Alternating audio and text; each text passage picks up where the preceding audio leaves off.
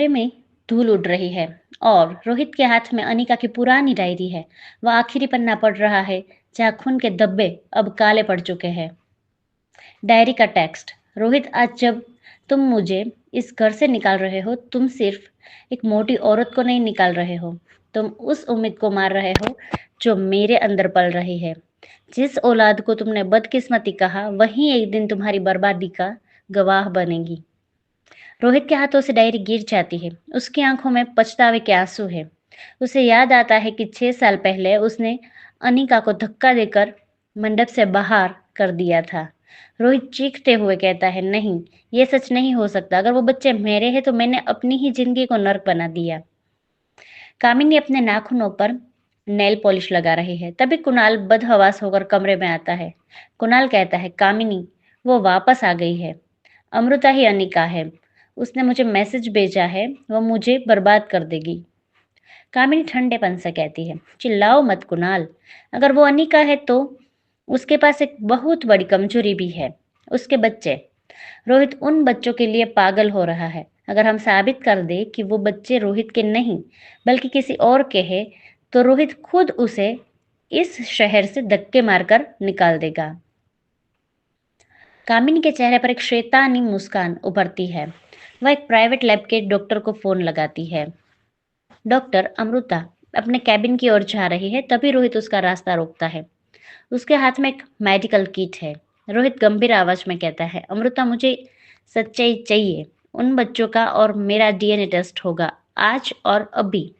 अमृता रुकते हुए और एक फीकी मुस्कान के साथ, डर लग रहा है मिस्टर मारवा कि कहीं आपकी बदकिस्मती आपके खून में ना निकल आए।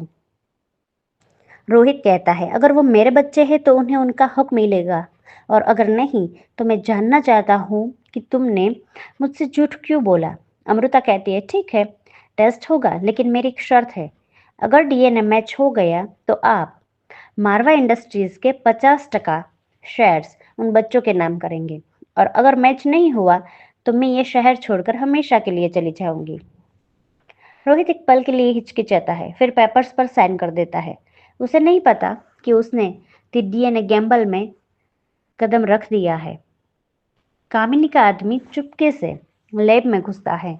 नर्स जैसे ही रोहित और बच्चों के सैंपल लेकर आती है, वह बिजली गुल कर देता है। अंधेरे में वह सैंपल की शीशियों को बदल देता है। अमृता दूर से एक सीसीटीवी कैमरे के जरिए ये सब देख रही है, जो उसने खुद वहां लगवाया था। वह अपने फोन पर द गार्डियन को मैसेज करती है, चूहा जाल में फंस गया है, कामिनी ने वही किया जो मैंने सोचा था। पूरा मारवा परिवार और अमृता वहां मौजूद है।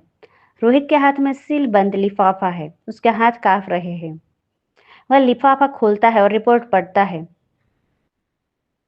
रोहित हैरानी से कहता है, ये मुमकिन नहीं है। रिपोर्ट कहती है कि डीएनए मैच नहीं हुआ, ये मेरे बच्चे नहीं हैं। कामिनी और कुणाल एक दूसरे को देखकर मुस्कुराते हैं। कामिनी कहती है, देखा रोहित, मैंने कहा था ना, ये औरत धोखेबाज है। ये किसी और के पाप तुम्हारे माथे मढ़ना चाहती थी। अमृता अपनी कुर्सी से उठती है और बहुत जोर से हंसने लगती है। उसकी हंसी कमरे में गूंजती है और सबको डरा देती है। अमृता कहती है, कामिनी, तुमने वही सैंपल बदले ना जो तुम्हारे आदमी ने लैब में देखे थे, पर तुम्हें ये किसने कहा कि वो असली सैंपल थे। तभी अमृता के पीछे वाली बड़ी स्क्रीन ऑन होती है। उसमें कामिनी के आदमी को सैंपल बदलते हुए साफ देखा जा सकता है। रोहित सन्न रह जाता है।